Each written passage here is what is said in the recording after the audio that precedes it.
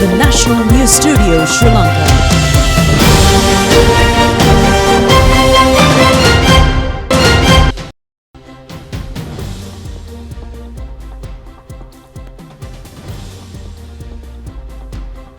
Good evening. This is the National News Telecast. I'm Moon Hettiarachi. And I'm Mahadevalia Chandra. Here are your top stories for tonight.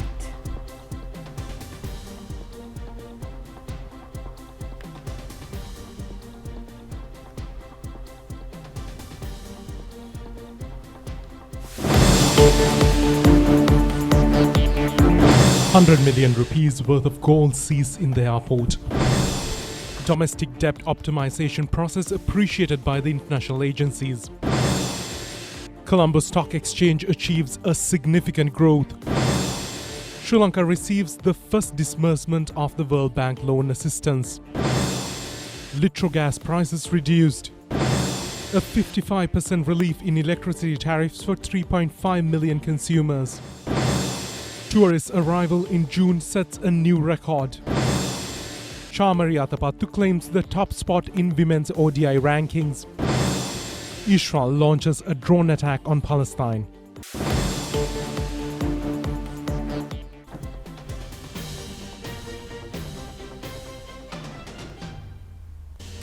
And we move on to those and other stories in detail. And in your top local story tonight, a suspect who attempted to smuggle 4 parcels of liquid gold gel out of the airport was taken into custody by the airport security this morning. The value of the parcels amounting to more than ₹100 million. The suspect has been identified as a 24-year-old employee attached to the airport duty-free shopping complex. She was taken into custody when attempting to smuggle out the parcels from the airport premises. The parcels were weighing around 5 kilograms. The suspect was taken into custody after observing her movement through the CCTV system of the airport. The apprehended parcels have been handed over to airport custom officers for further investigations. Litro Gas Company has taken steps to reduce gas prices from midnight today. Chairman of the Litro Gas Company, Mahadevalia, said that the benefit of the gas price decline in the world market will be extended to the consumers with the new price revision. Accordingly, the price of a 12.5 kilogram gas cylinder has been reduced by 204 rupees and the new price is 2,982 rupees. 5 kilogram gas cylinder price has also been reduced by 83 rupees and the new price is 1,198 rupees. Meanwhile, the new price of a 2.3 kilogram gas cylinder is at 561 rupees. Chairman of the Litro Gas Company, Mahadevalia, said that for the first time since October 2021, the cost of a gas cylinder was reduced below 3,000 rupees. He said that from 5,175 rupees, the price has reduced by around 45%. He further said that the price revision was based on world market prices and the strengthening of the rupee. He also said that the gas prices are now again falling back to the prices prevailed in the pre-crisis period. Colombo Stock Exchange achieved a substantial growth today after reopening the market for the first time since last Thursday. All-share price index was up by 6% and the S&P SL20 index made an increase of 10% with a turnover of more than 7.41 billion rupees, recording the highest turnover for this year thus far. The Colombo Stock Exchange had yet another successful day of trading as the all-share price index concluded at 10,076 points, making a substantial increase of 633 points. Additionally, the S&P Sri Lanka 20 index demonstrated a positive trend, rising by 259 points and closed at 2,973. Impressively, today's market activities resulted in a remarkable turnover exceeding 7.2 billion, making it the highest turnover recorded in the 2023 thus far. Fitch Ratings says the Sri Lankan government's proposal for treatment of domestic debt marks a significant step towards resolving uncertainties around the impact of the sovereign's debt restructuring on the local banking sector. The ratings agency said in a statement that the government has outlined 3 treatment options for Sri Lanka development bonds. The agency expects the banks will generally opt for the choice involving conversion of such debt into local currency denominated instruments. According to the statement, provisioning should help moderate the hit to bank capital from the debt treatment. The agency has further indicated that the restructuring of the sovereign's local currency obligations will not trigger a loss of depositor confidence in the banking system based on the proposed plans. However, funding stress remains a negative sensitivity for bank ratings. According to the statement, a downgrade of the sovereign's CC long-term local currency issuer default rating would not automatically drive a downgrade in Sri Lankan bank ratings. The agency said that in order to resolve the rating watch negative on these ratings, they will need to assess the impact on the bank's capital once debt treatment terms are finalized. Meanwhile, Sri Lankan rupee appreciated slightly against the US dollar. The buying rate has reduced to 299 rupees and 87 cents today from 301 rupees to 115 cents. From the previous week, the selling rate also reduced from 316 rupees to 67 cents to 314 rupees to 98 cents.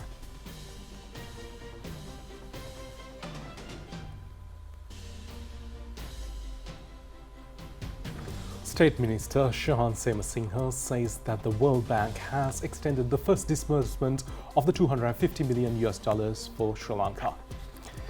In a tweet, the State Minister said that the first disbursement of the $250 million was extended from the $500 million funds allocated for the budget support.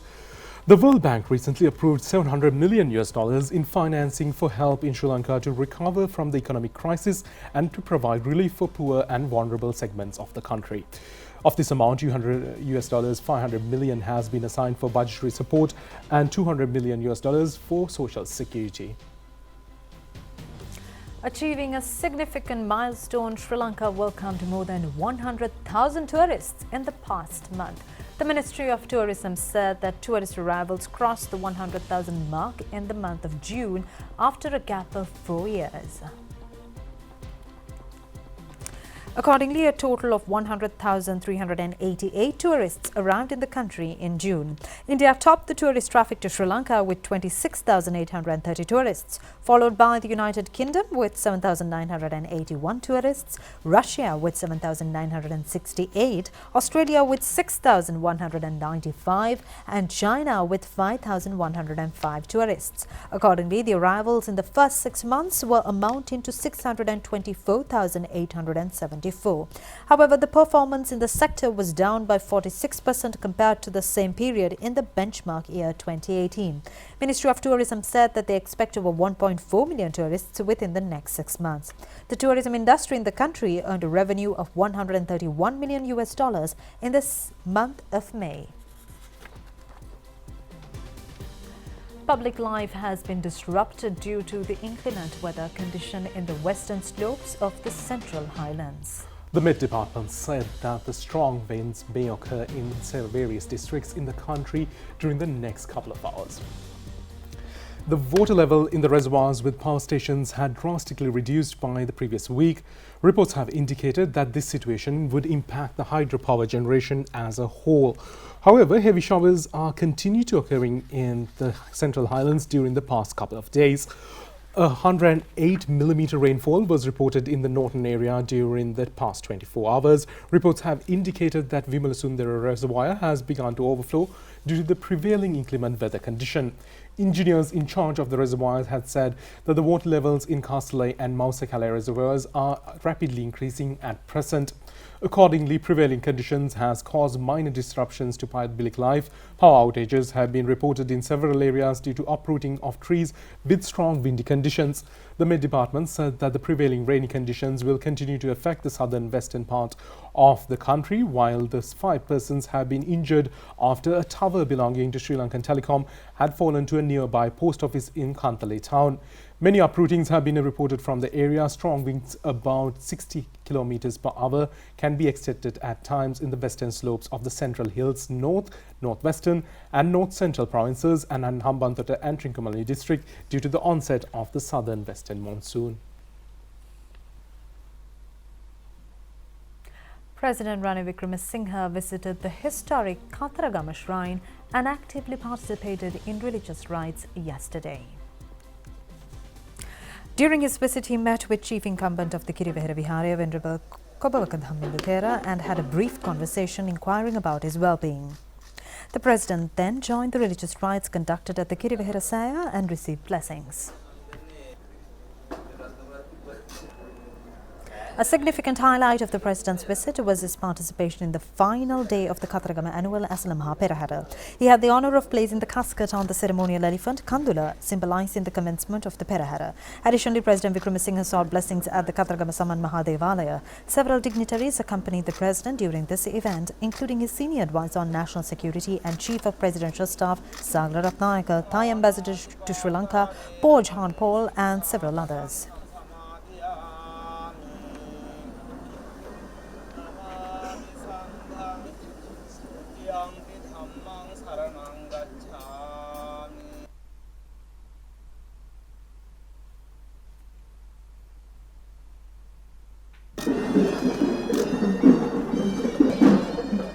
The Asala Perahara, or festival of the historic Ruhunu Khatragama Mahadevalia, was successfully conducted today following the water cutting ritual that took place at Manika Ganga.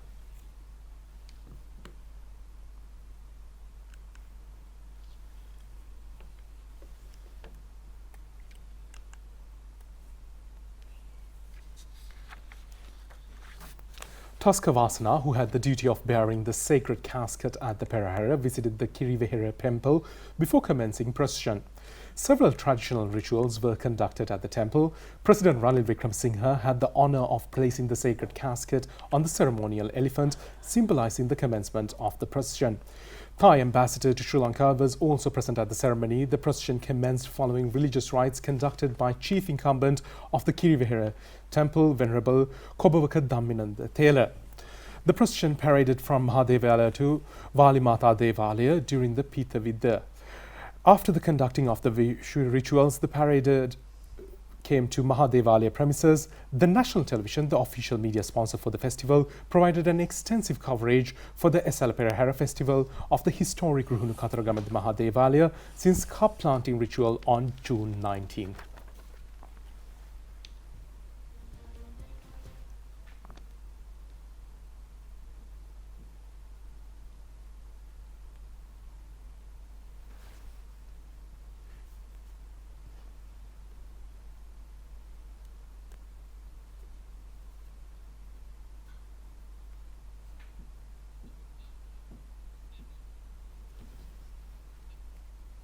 Several political parties are conducting party electorate meetings these days. Sri Lanka Podujana Peramuna Hewahata electorate meeting was held yesterday with the participation of parliamentarians Mahinda Nandalut Gamage and Johnston Fernando.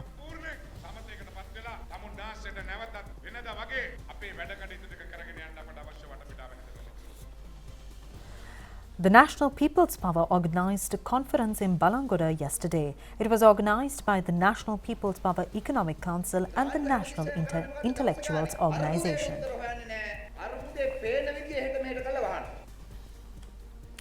The United National Party Agalavatta electorate meeting was held recently with the participation of former parliamentarian Lakshman Vijay Manna.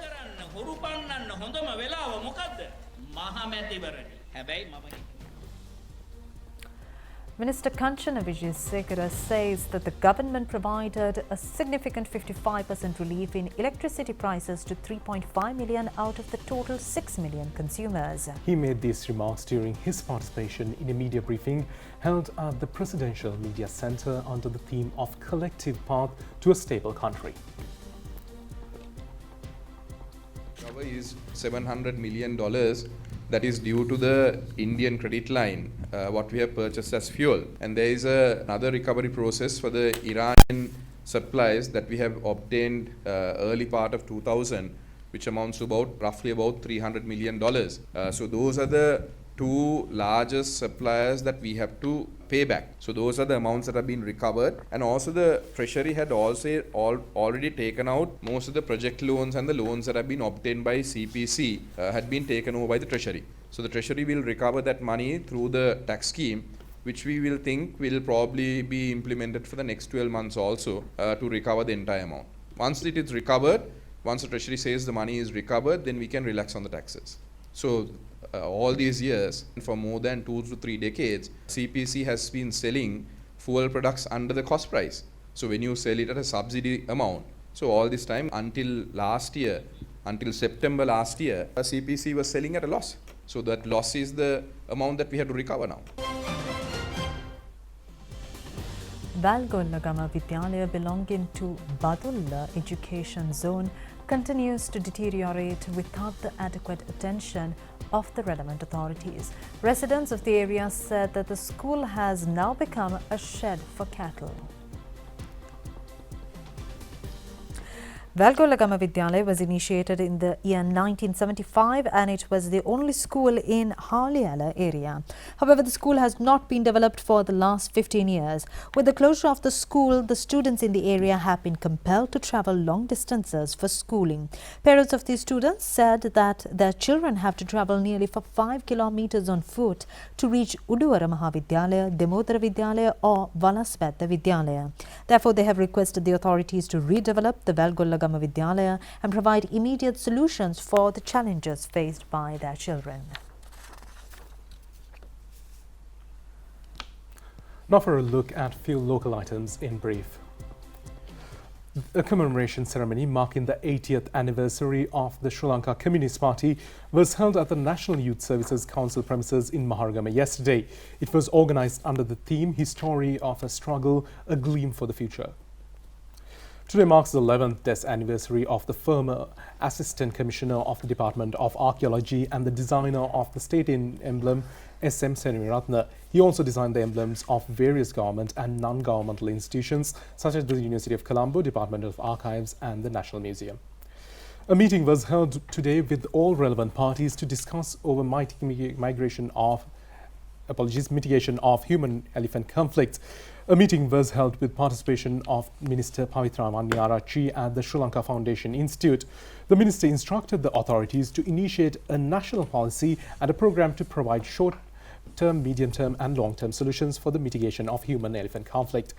A Bhakti Gee recital was held yesterday with the participation of BGF Dhamma School students at Javadanarama Viharaya in Rajagiriya of the SLF Full Moon Poet Day. Residents of the area were present at the recital.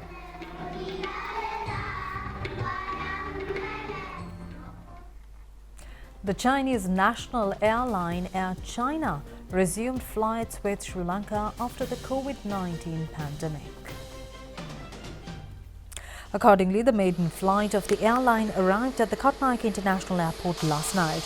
The Chinese national airline temporarily suspended flights to Sri Lanka due to the COVID-19 pandemic for a period of 3 years. The maiden flight of Air China arrived from Chengdu, Sichuan province, China, with 142 passengers and 9 flight crew members. Accordingly, the flights of the Air China are scheduled to arrive in Sri Lanka at 8:55 p.m. on Sundays, Wednesdays and Fridays every week.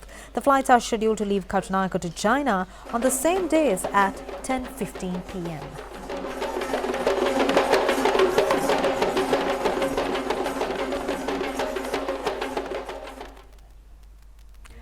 Foreign news right after this break.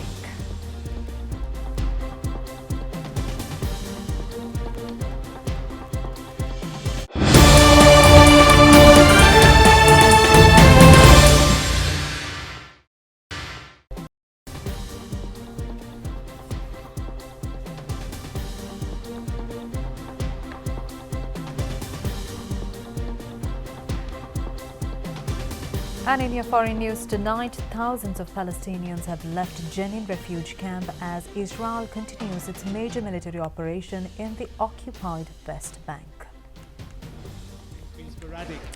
There have been intense exchanges of fire between Israeli forces and armed Palestinian militants in Jenin refugee camp. The Israeli military began what appears to be one of its most extensive operations in the territory in years with drone strikes early on Monday. Officials say that 9 Palestinians have been killed and 100 have been injured. Palestinians accused it of a war crime. The Palestinian Red Crescent says its crews have evacuated 3,000 people, including patients and the elderly, from the camp to hospitals. 4 people have been killed and 2 children wounded after a man wearing a bulletproof vest opened fire in the U.S. city of Philadelphia. The suspected attacker, a 40-year-old man who is now in custody, was carrying a rifle, a handgun, a police scanner and multiple rounds of ammunition. He also had no connections to the victims, and with no clear motive, the shooting appeared to be random. Police were called to the city's southwestern Kensington area on Monday. Officers then chased the suspect on foot while gunfire continued to ring out, damaging parked cars nearby. Russian authorities say Ukraine has launched a drone attack on Moscow, forcing flights to be diverted from Vnukovo International Airport. 5 drones were reportedly used in Tuesday's attack, which also targeted locations in the wider region around the capital. The Defense Ministry said all the drones were shot down and there were no casualties or damage. Restrictions at Vnukovo Airport, one of Moscow's 3 international airports, have now been lifted. Flights from Turkey, the United Arab Emirates and Egypt were among those affected. According to the Defense Ministry, 4 of the drones flying in the Moscow region were shot down by air defense systems. A 5th was intercepted electronically before crashing. A UN watchdog has said Japanese plans to release wastewater from the tsunami-wrecked Fukushima nuclear plant to the sea complies with international standards. The International Atomic Energy Agency says the release will have negligible impact on the environment. The Fukushima facility is running out of storage space for the water, which was used to cool the nuclear reactors. Japan's plan has been opposed by China and South Korea. Tokyo has not announced a schedule to release, and the plan still needs approval from the regulator. In 2011, the tsunami triggered by a magnitude of 9 earthquake flooded the 3 reactors of the Fukushima nuclear power plant and is regarded as world's worst nuclear disaster since Chernobyl. And meanwhile, another problem is piling up in these tanks. Experts for TEPCO. The moon has left people gazing up the sky after appearing brighter and larger than usual on Monday evening. July's supermoon is appearing full for up to 3 days, according to NASA. Known as a buck moon, it is closer than normal in its orbit around the Earth. This is because the moon's orbit is not a perfect circle due to the Earth's gravitational pull. A supermoon happens when the moon is at the closest point to Earth in its orbit and also in its full moon phase. The full moon in July was given the Native American name of buck moon because the antlers of male deer are in full growth mode in July.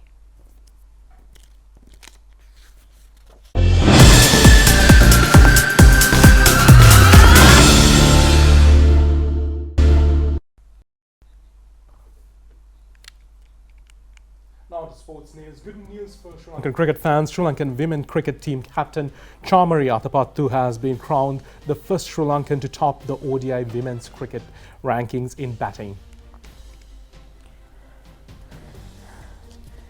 Her performances, which included 2 centuries in the recently concluded one-day international series against New Zealand, elevated Chamari Athapattu as the top-ranked bat in the world. Chamari scored 140 runs in 80 deliveries in the 3rd one-day international match against New Zealand yesterday. She was also 108 not out in the first match of the series. Accordingly, Chamari Athapattu displaced Australia's Beth Mooney to reach the top of the batters list in one-day internationals with 758 points. The only Sri Lankan batter to top the ICC ODI batters ranking in the country's cricketing history is former Sri Lankan captain Sanath Jayasuriya. Netherlands won against Oman in the match played in the Super 6 stage of the ICC Cricket World Cup qualifier. The match was played in Harare yesterday. Netherlands batting first scored 362 runs for the loss of 7 wickets in their innings, Vikramjit Singh scored 110 while Wesley Baresi scored 97. Following the rain interruptions, Oman was given a target of 321 runs in 44 overs. However, Oman only managed to gather 246 runs during the chase. Ayan Khan was 105 not out. Accordingly, Netherlands won the match by 74 runs. That's it for tonight's English News telecast. Thank you for joining us. Good night. Good night.